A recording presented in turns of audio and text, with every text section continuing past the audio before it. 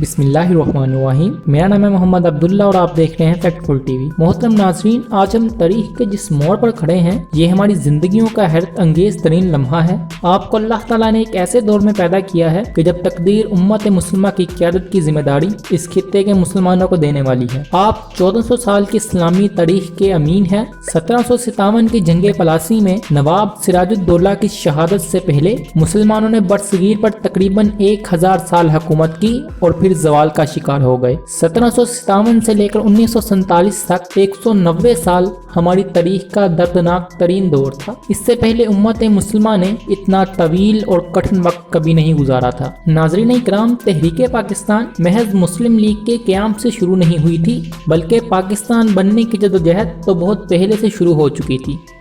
بقول قائد اعظم رحمۃ اللہ علیہ، پاکستان تو اسی وقت بن گیا تھا کہ جب ہندوستان میں پہلا ہندو مسلمان ہوا تھا، لیکن جس پاکستان کی اب ہم بات کر رہے ہیں وہ آج کا پاکستان ہے کہ جس کا پرچم سبز لالی ہے اور جس کی نسبت گنبد خضرا کے ساتھ ہے، جو مدینہ ثانی ہے اور جسے اللہ تعالیٰ نے 27 رمضان کو لیلۃ القدر کی مبارک گھڑی میں وجود میں لایا۔ ناظرین اکرام، اس پاکستان کو اللہ تعالیٰ مستقبل میں امت کو یکجا اور متحد کرنے کے لیے استعمال کرے گا اور تب مسلمان ایک ہوں گے حرم کی پاسبانی کے لیے۔ ناظرین اکرام، پاکستان اللہ تعالیٰ کے رازوں میں سے ایک راز ہے۔ اس پاکستان کے قیام کے لیے 1757 سے لے کر 1947 تک کروڑوں انسانوں نے اپنی جانوں کا نذرانہ پیش کیا، مگر یہ حقیقت تاریخ کے صفحات سے ہی مٹا دی گئی۔ ہماری نصابی کتب میں بھی اس کا ذکر نہیں کیا جاتا۔ ذرائع ابلاغ بھی یہ دردناک حقیقت سامنے لانے سے کتراتے ہیں۔ ناظرین اکرام، صرف 1757 سے لے کر 1857 کی جنگ آزادی تک ہی کروڑوں مسلمان ذبح کر دیے گئے تھے۔ اس کے علاوہ نسل کشی کی اتنی بڑی واردات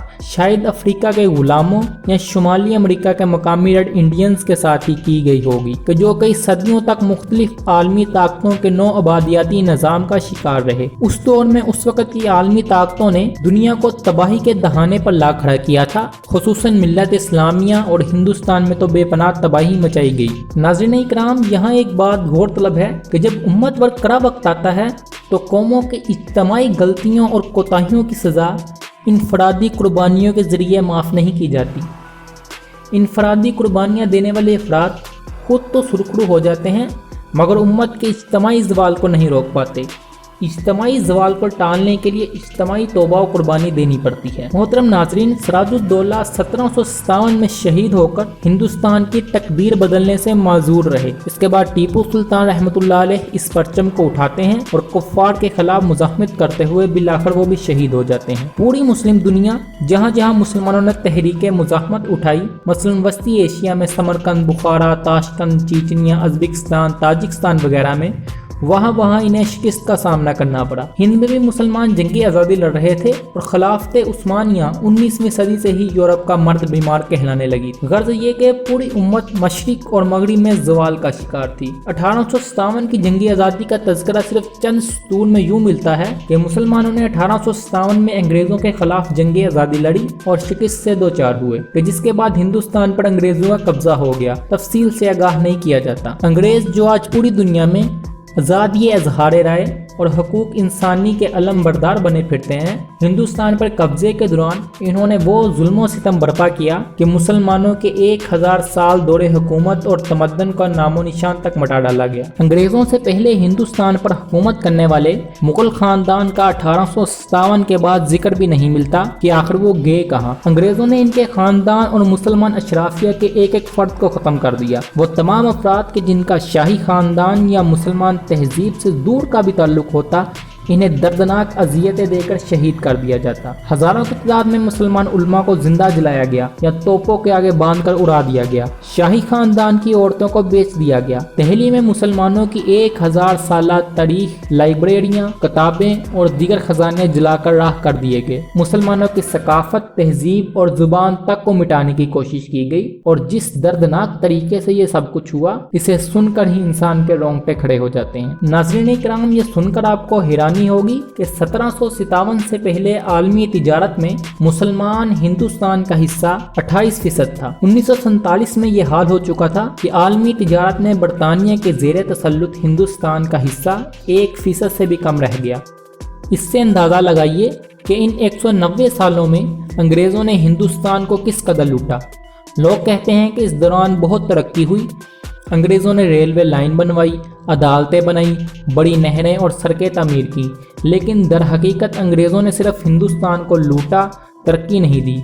इन्होंने हिंदुस्तान में सिर्फ इस कदर तमीर और तरक्की की कि जितनी हिंदुस्तानियों को गुलाम रखने और यहाँ के वसाइल लूटने के लिए ज़रूरी थी, वरना इनका पूरा निज़ाम जुल्म, जबर और इस्तबदाद पर कायम था। नाज़रीन इकराम, अगर मौजूदा हुक्मरानों में गैरत होती तो अंग्रेज़ों की आंखों में आंखें डालकर 200 साल के नुकसानात का हर्जाना तलब करते। इस जमाने में बंगाल में दुनिया का बेहतरीन रेशम बनता था। ये बात बहुत मशहूर है कि इस रेशम का एक थान अंगूठी में से गुजर जाता था, यानी इतना बारीक और नफीस रेशम होता।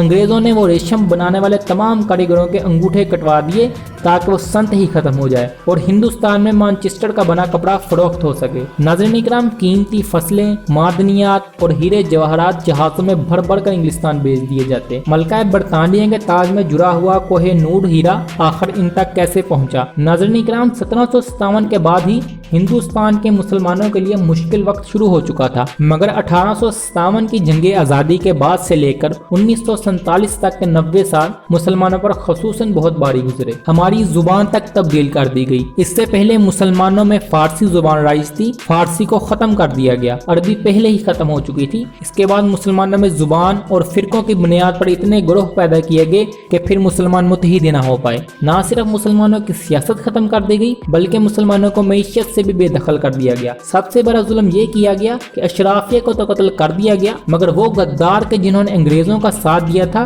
इन्हें जमीनें और जगीरें देकर नवाब, जगीरदार, वडेरा और सरदार बना दिया गया और मुख्तलिफ खताबात देकर मसलन खान बहादुर, मलिक खान, सरदार वगैरह मुसलमानों में एक नए हुक्मरान तबके को जन्म दिया गया। नतीजतन मुसलमानों का माशरती ढांचा और इसके तबकात तब्दील होकर रह गए। गुलामों और गद्दारों को मुसलमानों की अशराफिया बना दिया गया और हकीकी अशराफिया को ख़त्म कर दिया गया। यही वजह है कि कुछ साल पहले जब मलका बरतानिया पाकिस्तान आई तो पार्लियामेंट में स्पीकर ने मलका को मुखातिब करके कहा, we are still your loyal subjects, यानी हम अब भी आपके वफादार गुलाम हैं। यही तबका आज तक पाकिस्तान पर हुक्मरानी कर रहा है, चाहे वो किसी भी सियासी जमात से ताल्लुक रखता हो। नाज़रीन इकराम, दूसरा बड़ा जुल्म जो अंग्रेज़ों ने किया वो ये था कि हमारे दीन में फितने पैदा कर दिए गए, खसूसन कादियानियों का फितना। अंग्रेज़ों ने खत्म नबूवत सल्लल्लाहु अलैहि वसल्लम के हवाले से मुसलमानों में शकूक व शुबहात पैदा किए और कादियानियों के जरिए ये प्रचार भी करवाया कि अंग्रेजों के खिलाफ मुजाहमत हराम है। ऐसे उलमा को भी सामने लाया गया कि जो बज़ाहिर तो अंग्रेजों के मुखालिफ थे, मगर दर हकीकत हिंदू मुशरिकों के कट्टर साथी। यही वजह थी कि जब अल्लामा इकबाल रहमतुल्लाह अलैह ने दीन के सरबलंदी और तहरीक पाकिस्तान के हवाले से काम शुरू किया तो इनकी सबसे ज़्यादा मुखालफत हिंदुओं या अंग्रेज़ों ने नहीं की, बल्कि इन्हीं नाम नेहाद उलमा ने की कि जिनको आज हम कांग्रेसी मौलवी कहते हैं। नाज़रीन इकराम, हिंदुस्तान का दारुल उलूम देवबंद इन कांग्रेसी मौलवियों का गढ़ था और आज तक ये पाकिस्तान के मुखालिफ और मुशरिकों के साथी हैं। इन्हीं मौलवियों ने इकबाल रहमतुल्लाह अलैह को काफिर और कायदे आज़म रहमतुल्लाह अलैह को काफिर आज़म कहा और पाकिस्तान को काफिरिस्तान का नाम दिया। अल्लामा इकबाल रहमतुल्लाह अलैह ने कुलियात इकबाल में दारुल उलूम देवबंद का नाम लेकर एक नज़म लिखी है जिसमें मौलवी हुसैन अहमद मदनी के नजरियात और अमाल को अबू लहब से तशबीह दी है। नाज़रीन इकराम, अल्लामा इकबाल ने अपने कलाम में ऐसे मौलवियों को उड़ा कर रख दिया है कि जिन्होंने मगरबी कौम परस्ती का तसव्वुर दिया और जिन्होंने ये कहा कि कौमियत वतन से है, इस्लाम और दीन से नहीं। इकबाल रहमतुल्लाह अलैह ने कहा कि कौम मजहब से है, अगर मजहब नहीं तो कुछ भी नहीं। नाज़रीन इकराम, सितम ज़रीफ़ी तो देखिए कि आज वही कांग्रेसी मौलवी पाकिस्तान के चैंपियन बने फिरते हैं, पाकिस्तान की हुकूमत में भी शामिल हैं और खुद को तहरीक पाकिस्तान के अलम बरदार के तौर पर पेश करते हैं। यही वो लोग हैं जिन्होंने हकीकी तौर पर तहरीक पाकिस्तान के लिए कुर्बानियाँ देने वालों का किरदार हमारी नसाबी कुतब से गायब कर दिया है। अंग्रेज़ों और हिंदुओं के मजालिम पर यूँ पर्दा डाल दिया गया कि जैसे इन्होंने मुसलमानों पर कभी जुल्म किया ही ना हो, बल्कि ये तासुर दिया जाता है कि हिंदुस्तान की तकसीम ही गलत थी। कायदे आज़म और अल्लामा इकबाल से बहुत बड़ी खता हुई कि इन्होंने पाकिस्तान बनाया। जमीयत उलमा इस्लाम के सरबराह और मौलाना फजलुर रहमान के वालिद मुफ्ती महमूद तो पाकिस्तान के पार्लियामेंट में खड़े होकर ये ऐलान कर चुके हैं कि वो पाकिस्तान बनाने के गुनाह में शामिल नहीं थे। नाज़रीन इकराम, आगे आने वाली वीडियोस में हम इन तमाम मौज़ूआत पर बात करेंगे। हम पाकिस्तान की सियासत और मैशत पर भी बात करेंगे और दीनी मौज़ूआत पर भी। हम इकबाल के बंदा मोमिन को भी ज़ेर बहस लाएंगे और इकबाल के फ़लसफ़े खुदी पर भी बात करेंगे। हम हर इस सवाल का जवाब देने की कोशिश करेंगे जो पाकिस्तान की नौजवान नस्ल के जहन में है।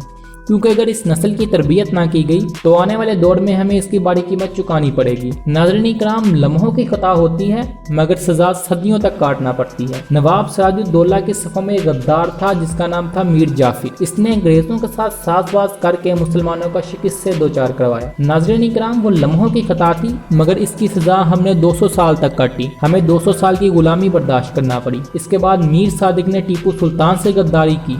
इकबाल ने इन्हीं गद्दारों पर एक अलमनाक मरसिया भी कहा है। नाज़रीन इकराम, मुसलमानों को कभी भी कोई बाहर से नुकसान पहुंचाने में कामयाब नहीं हुआ। हमें हमेशा हमारी सफ़ों में मौजूद गद्दारों ने नुकसान पहुंचाया है। कभी वो उलमाए सू की शक्ल में सामने आते हैं, कभी दानिशवरों की शक्ल में और कभी सियासतदान के रूप में। नाज़रीन इकराम, ऐसे फितनागर उलमा के मुतालिक हजूर सल्लल्लाहु अलैहि वसल्लम ने फरमाया कि जिसका मफहूम है कि फितने इन्हीं उलमा में से उठते हैं और इन्हीं में दाखिल हो जाते हैं और वो अल्लाह की मखलूक में सबसे ज़्यादा नापाक लोग हैं। मगर अल्लाह ताला की रहमत ये है कि वो हर दौर में उलमाए हक भी पैदा करता है जो दीन की आबरू की हिफाजत का काम करते हैं। अंग्रेज जो फितने बरसगीर में छोड़ कर गए, इनके नापाक असरात आज भी बाकी हैं। हमारे मुल्क में इन्हीं का बनाया हुआ निज़ाम राइज है। हमारा अदालती, सियासी और माशी निज़ाम सभी कुछ अंग्रेज़ों का छोड़ा हुआ है। नाज़रीन इकराम, हमारी सियासत में आज भी वही मीर जाफिर और मीर सादिक की औलादें शामिल हैं और हमारे दीन के ठेकेदार भी वही फितनागर हैं कि जो पाकिस्तान बनाने के गुनाह में शामिल नहीं थे।